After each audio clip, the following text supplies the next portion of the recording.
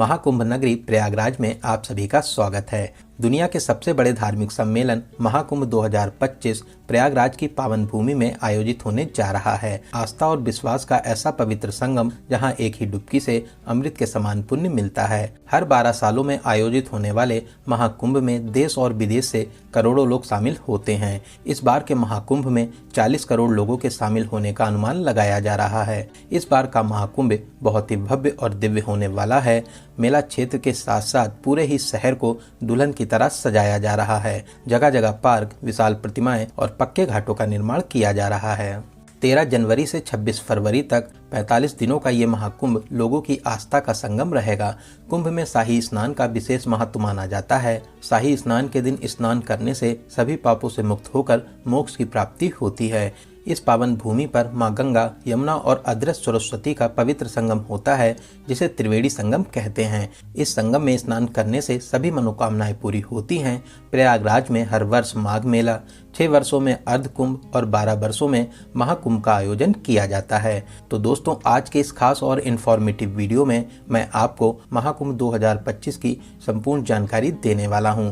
अगर आप भी इस महाकुंभ में आने की प्लानिंग बना रहे हैं तो आप एकदम सही वीडियो देख रहे हैं। ये वीडियो आपकी बहुत हेल्प करेगा। इस वीडियो में बात करेंगे आप यहाँ तक कैसे पहुँचेंगे, रुकने के लिए होटल, धर्मशाला या टेंट कहाँ पर लेना चाहिए, स्नान और दर्शन का सही तरीका क्या है, यहाँ पर दर्शन करने के प्रमुख स्थान कौन से हैं, और वीडियो के लास्ट में बात करेंगे संपूर्ण बजट की। तो महाकुंभ दर्शन की A to Z complete information के लिए वीडियो को एक बार पूरा जरूर देखें।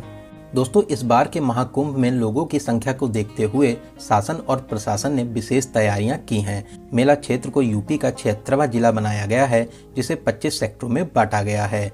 भक्तों की भीड़ एक जगह इकट्ठा न हो, इसके लिए 7 पक्के घाट भी बनाए गए हैं। साथ ही सभी की सुरक्षा के लिए पुलिस, सेना, PAC, NDRF, SDRF, जल पुलिस, पैरामिलिट्री और प्राइवेट पुलिस के लाखों जवान तैनात किए गए हैं। मेले की साफ सफाई और देखरेख के लिए हजारों सफाई मित्र भी सेवा दे रहे हैं। लोगों को आने जाने में कोई भी परेशानी ना हो, इसके लिए अलग अलग मार्ग बनाए गए हैं। साथ ही साथ सभी मार्ग पर पार्किंग की विशेष सुविधा भी दी गई है, जिससे सभी लोग कम से कम चलकर घाट तक पहुँच सकें। तो चलिए वीडियो में आगे बढ़ते हैं और बात करते हैं आप प्रयागराज तक कैसे पहुंचेंगे। दोस्तों, प्रयागराज में बहुत से रेलवे स्टेशन बने हुए हैं, जैसे Prayagraj junction, Prayagraj Rambagh, Prayag junction, Naini junction, Prayagraj Sangam, Phaphamau, Jhusi, Prayagraj Chheoki, Bamrauli और सूबेदारगंज। आप अपने शहर से यहाँ के किसी भी स्टेशन तक आ सकते हैं। रेलवे ने यहाँ तक आने के लिए लगभग 3000 मेला स्पेशल ट्रेन भी चलाई हैं। साथ ही साथ रेगुलर ट्रेन भी चल रही हैं। वहीं उत्तर प्रदेश के हर जिले से रोजाना बहुत सी बसेस प्रयागराज के लिए लगाई गई हैं। साथ ही 7000 नई शटल बसेस को भी शहर में चलाया जाएगा। बात करें फ्लाइट की, तो प्रयागराज में भी एयरपोर्ट है। इसके अलावा लखनऊ, बनारस, पटना तक आने के बाद भी आप प्रयागराज तक आ सकते हैं।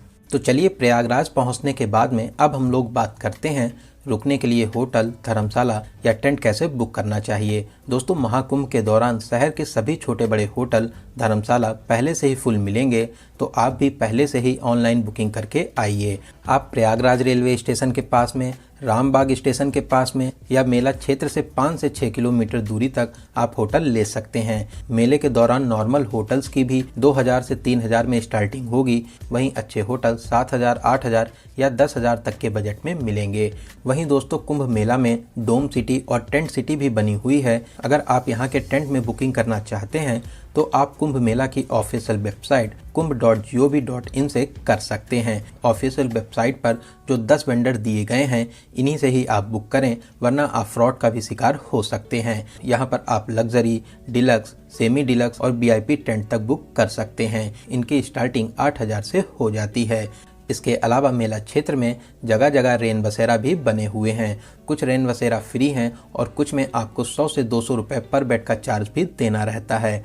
दोस्तों, इन टेंट्स के अलावा यहाँ पर बहुत से संत महात्माओं, कथावाचकों के भी बड़े बड़े पंडाल बनाए गए हैं, जहाँ पर आप प्रवचन भी सुन सकते हैं। साथ ही साथ आप यहाँ पर आज्ञा लेकर रुक भी सकते हैं। इसके अलावा सभी रेलवे स्टेशन के बाहर बड़े बड़े टेंट भी लगाए गए हैं, जहाँ पर आप फ्री में रुक सकते हैं। लेकिन दोस्तों, मैं आपको एडवाइस करूँगा, आप कोशिश करिए कि आप अपने शहर से सुबह प्रयागराज आ जाएं। पूरा दिन स्नान और घूमने के बाद में शाम वाली ट्रेन से आप अपने घर के लिए वापसी कर लीजिए।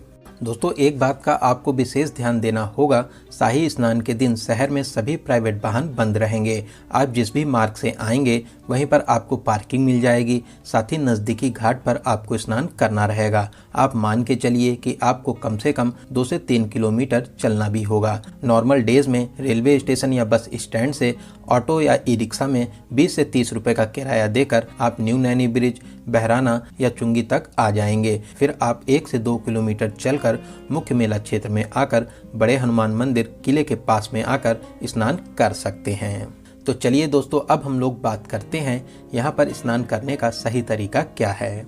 दोस्तों यहाँ पर जगह जगह साफ सुथरे घाट बने हुए हैं। आप रेलिंग के अंदर रहकर हर हर गंगे का जाप लगाकर आस्था की पावन डुबकी लगा सकते हैं। वहीं दोस्तों इन घाटों पर स्नान करने के अलावा आप अगर चाहें तो नाव के माध्यम से त्रिवेणी संगम के पास भी जा सकते हैं। नाव वाले 150 से 200 रुपए का चार्ज करते हैं। यहाँ पर साइबेरियन पक्षी आपका चहचहाते हुए स्वागत करते हैं। आप त्रिवेणी संगम में पावन स्नान करके पुण्य प्राप्त कर सकते हैं। दोस्तों बहुत ही दिव्य और भव्य महाकुंभ का आयोजन किया जा रहा है। आप भी यहाँ पर आस्था की डुबकी लगाने जरूर आइए।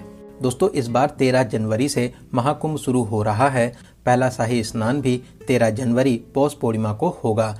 फिर उसके बाद 14 जनवरी मकर संक्रांति, 29 जनवरी मौनी अमावस्या, 3 फरवरी बसंत पंचमी, 12 फरवरी माघी पूर्णिमा और फिर 26 फरवरी को महाशिवरात्रि के दिन अंतिम शाही स्नान रहेगा। इसी दिन के बाद से फिर महाकुंभ की समाप्ति भी हो जाएगी। दोस्तों क्या आप जानते हैं इस कुंभ की शुरुआत कैसे हुई? शास्त्रों के अनुसार दुर्वासा महर्षि के श्राप से देवता कमजोर होने लगे। तब देवता विष्णु भगवान के पास पहुंचे